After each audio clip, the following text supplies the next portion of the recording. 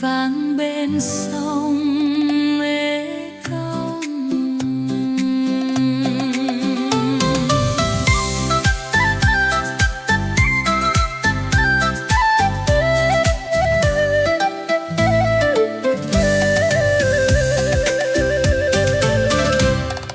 Em là cô gái vùng cao, mặc khăn thố cẫm ngọt ngào bên anh. Chiều buông khói bếp mong manh, nhà sàn lấp lánh trăng vàng lung linh.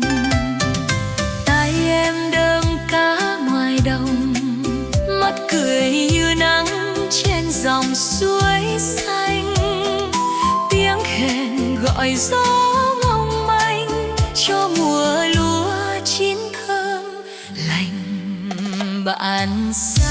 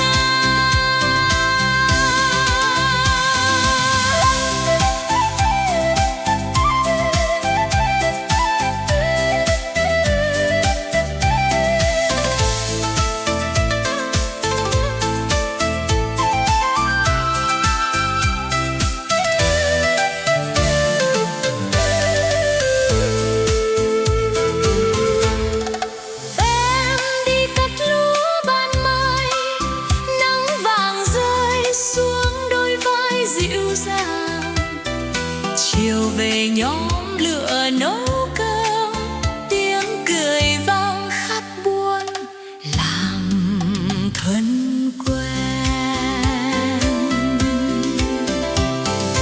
Đêm hội trăng sáng lung linh, em múa dân ca bên tiếng khen vang. Tây Nguyên hòa cùng nước Lào, một câu thương nhớ